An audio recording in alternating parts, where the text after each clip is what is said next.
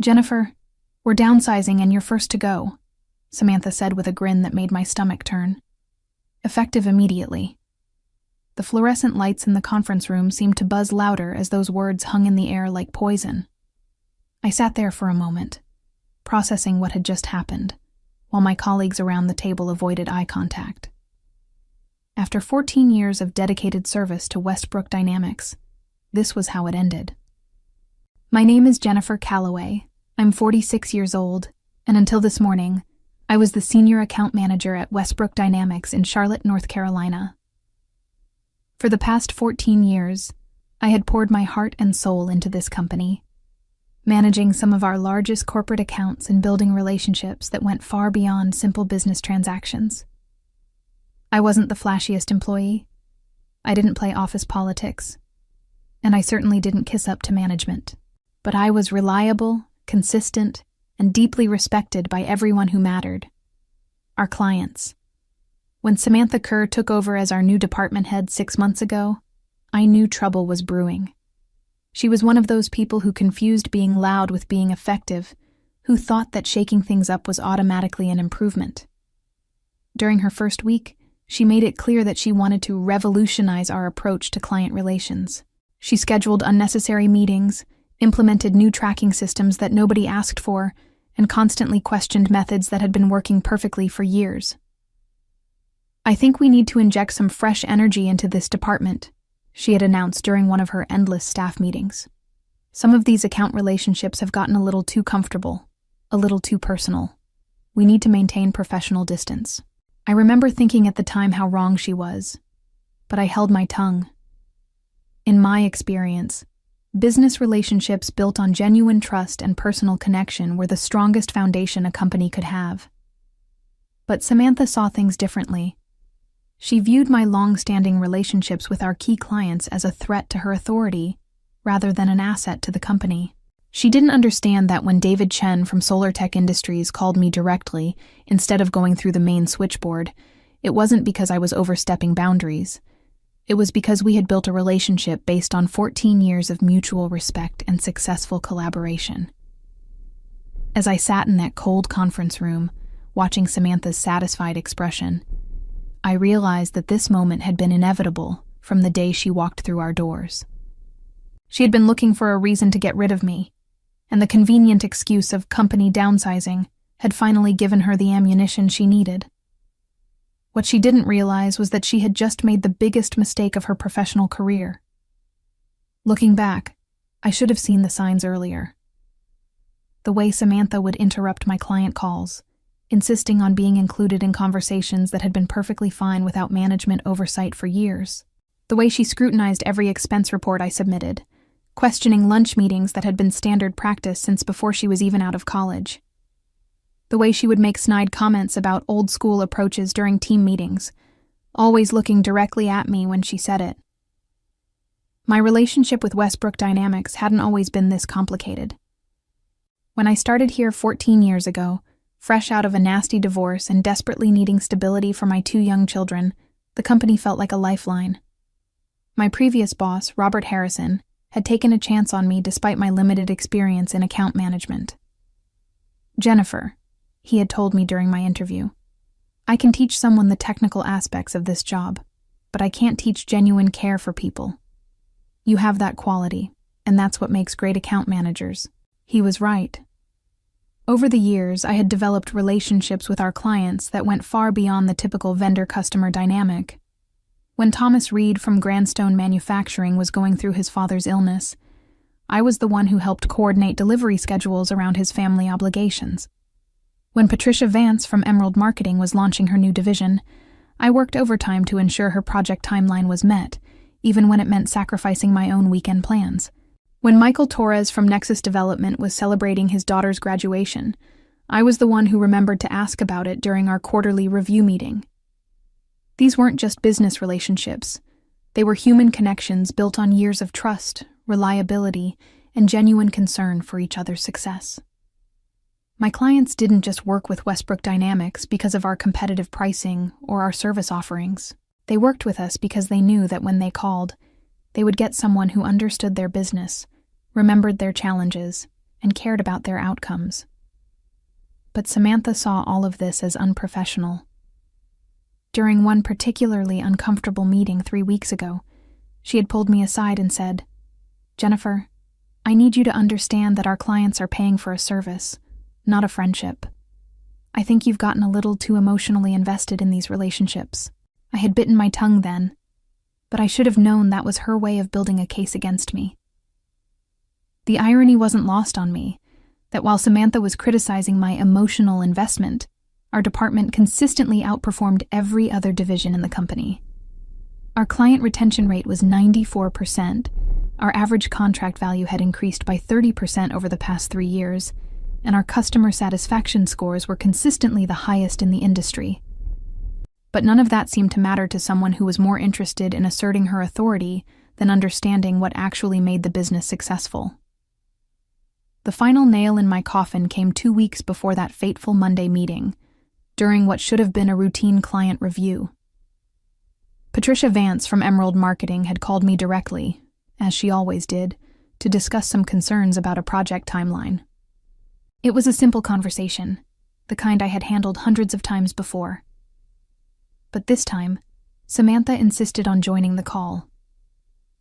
"Patricia, this is Samantha Kerr, Jennifer's supervisor," she had interrupted within the first 5 minutes. "I wanted to personally ensure that all of your concerns are being addressed at the appropriate management level." The tone she used was condescending, both to Patricia and to me. I watched helplessly as the conversation grew increasingly tense, with Patricia clearly uncomfortable with Samantha's aggressive approach to what should have been a collaborative discussion. After we hung up, Patricia sent me a private email that I'll never forget.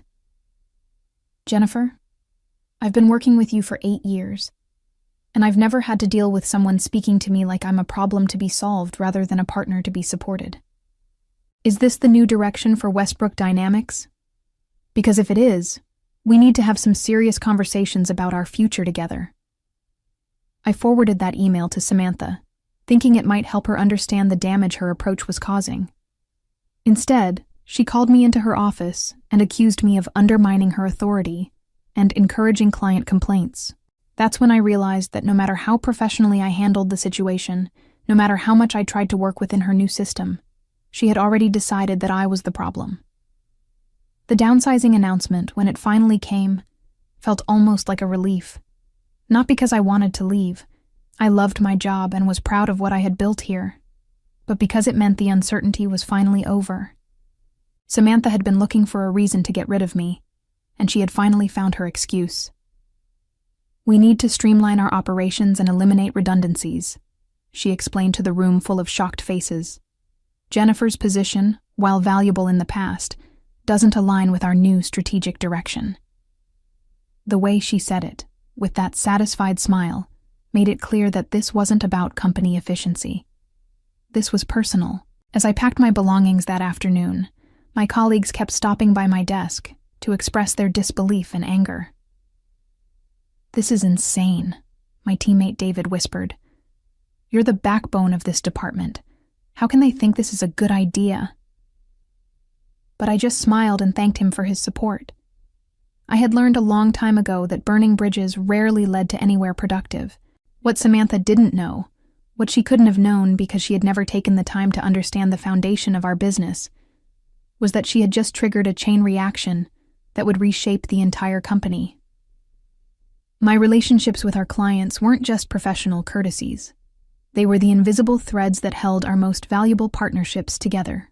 I spent Monday evening at home, sitting on my porch with a glass of wine, watching the sunset paint the Charlotte skyline in shades of orange and pink. For the first time in months, I felt a strange sense of peace. The constant tension of walking on eggshells around Samantha was gone, replaced by an odd combination of uncertainty and liberation.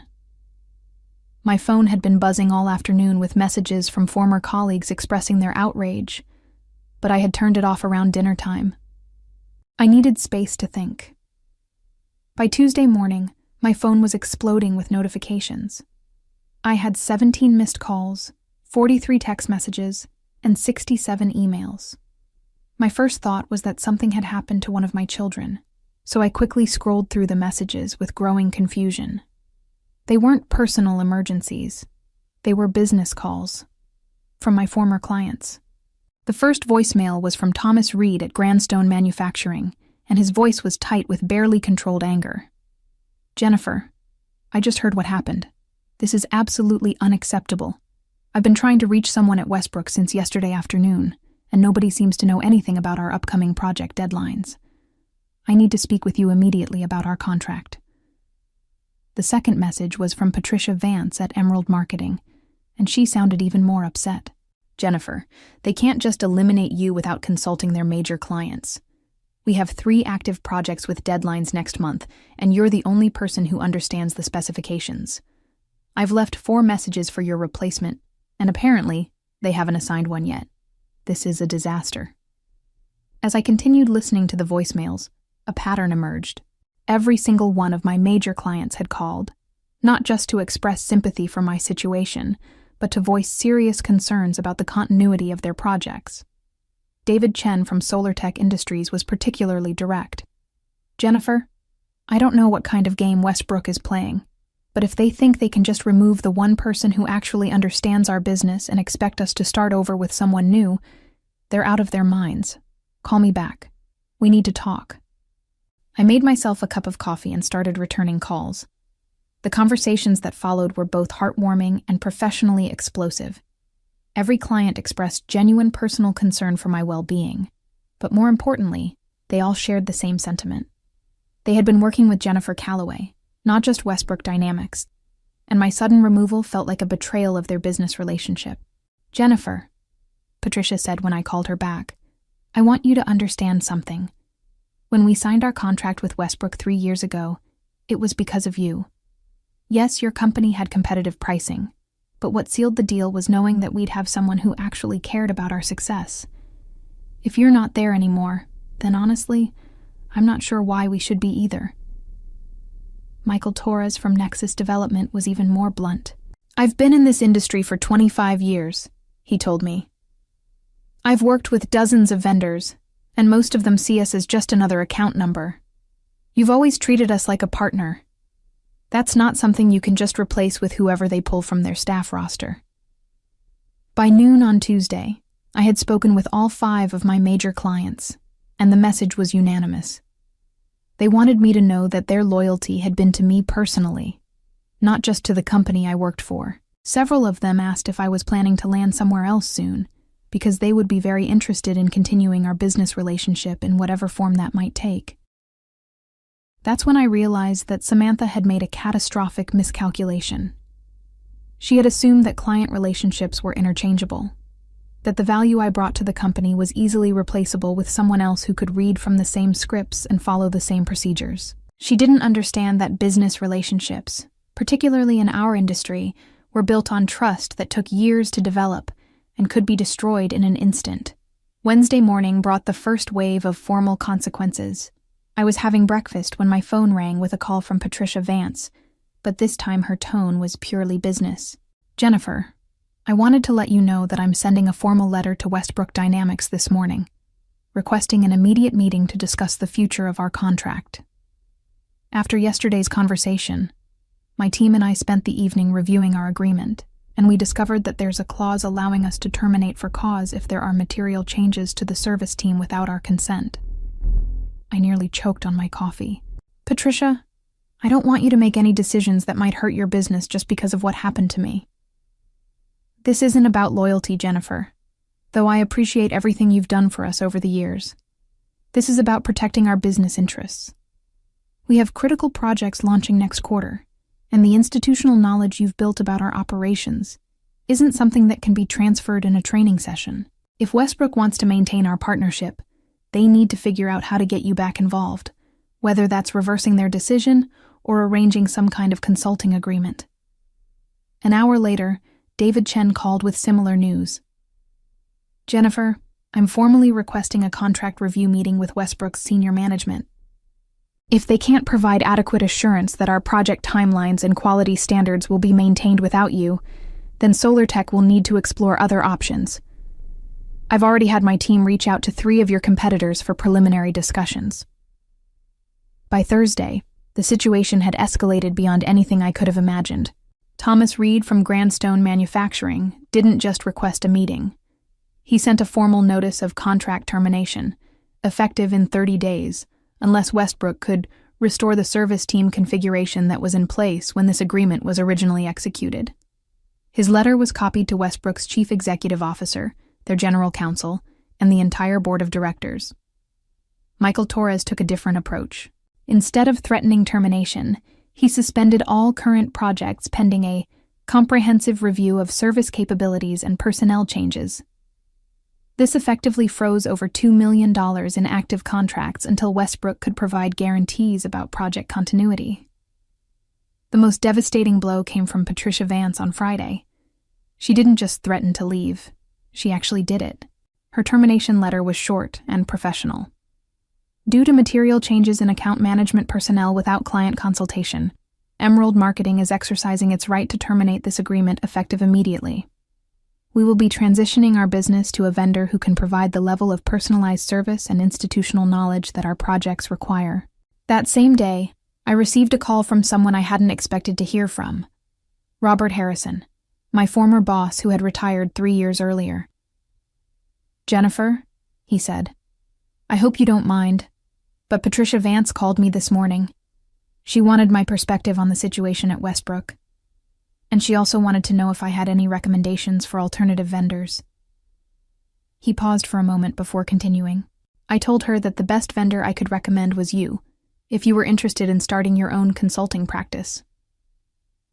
The idea hadn't occurred to me before, but as Robert explained it, the concept made perfect sense. You have the relationships, you have the expertise, and you have the trust. All you need is the business structure. Patricia indicated that if you were to start your own firm, Emerald Marketing would be very interested in becoming your first client. By the end of that week, I had received similar inquiries from 3 other former clients. What had started as a termination was rapidly becoming the foundation for something entirely new.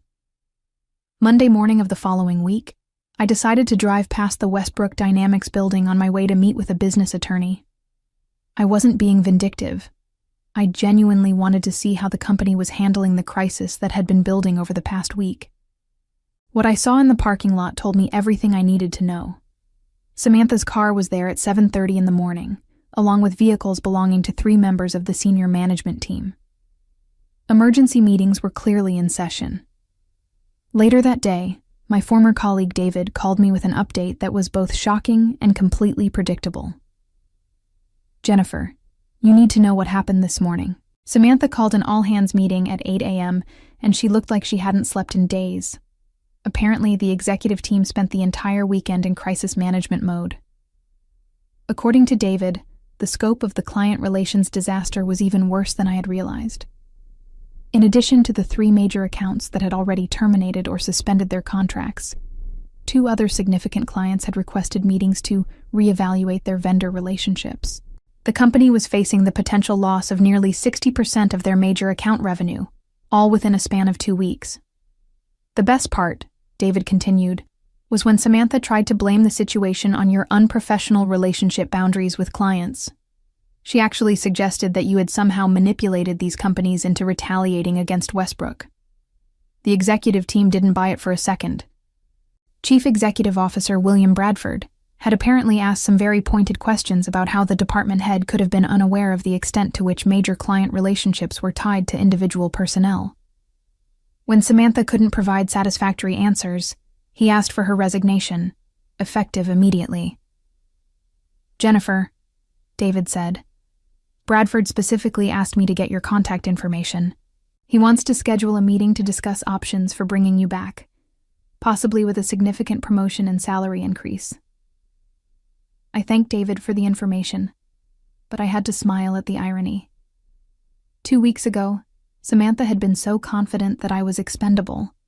Now the entire executive team was scrambling to undo the damage her decision had caused. But the truth was, it was too late for Westbrook Dynamics.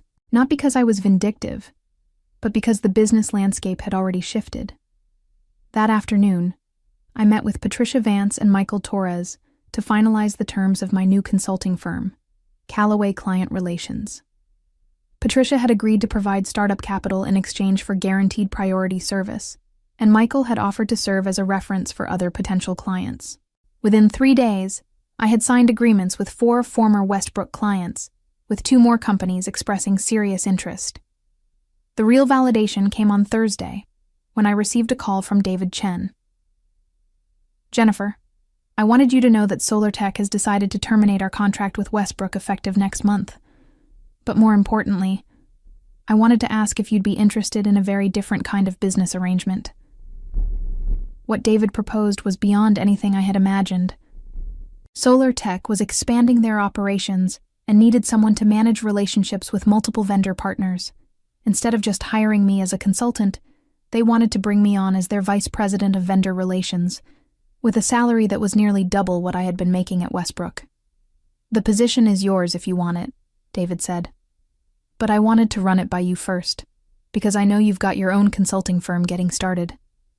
For the first time since this whole ordeal began, I found myself facing a choice between 2 excellent options, rather than scrambling to recover from someone else's poor decision.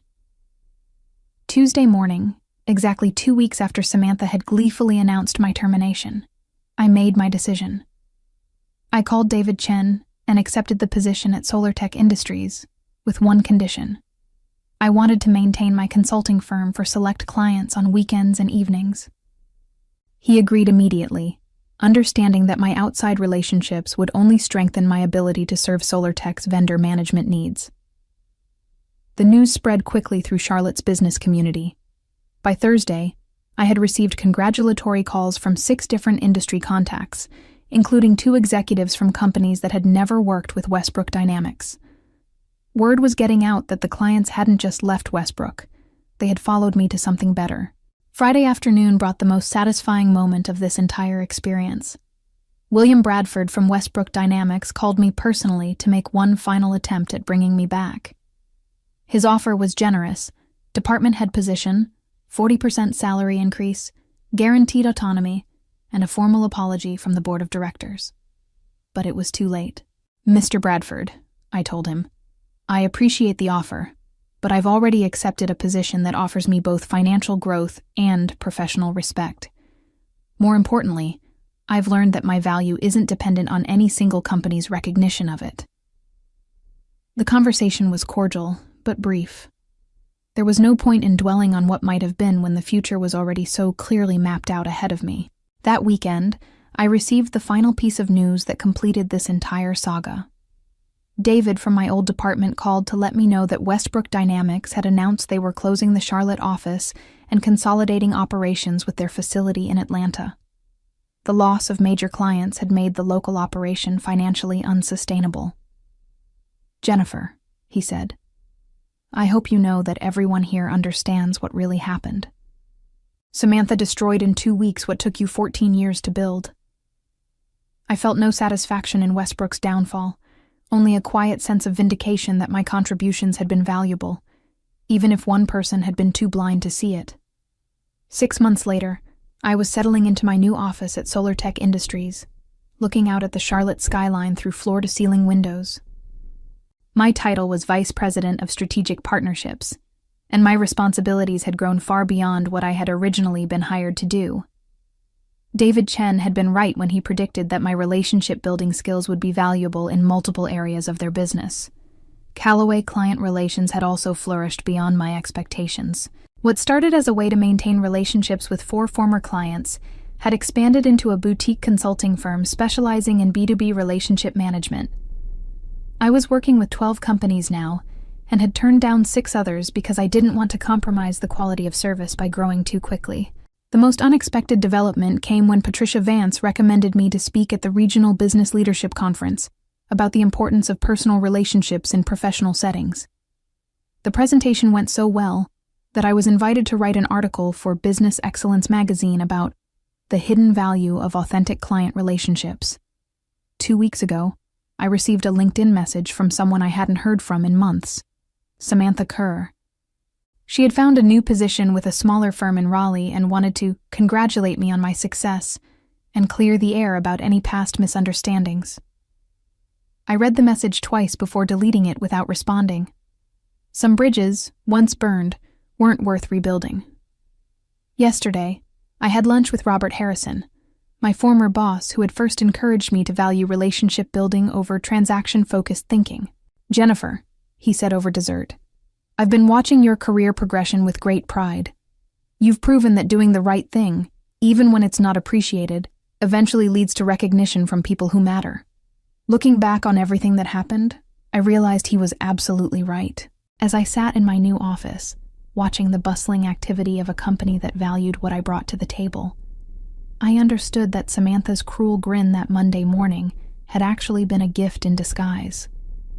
Sometimes the best revenge isn't plotting someone's downfall, it's building something so successful that their betrayal becomes irrelevant to your happiness.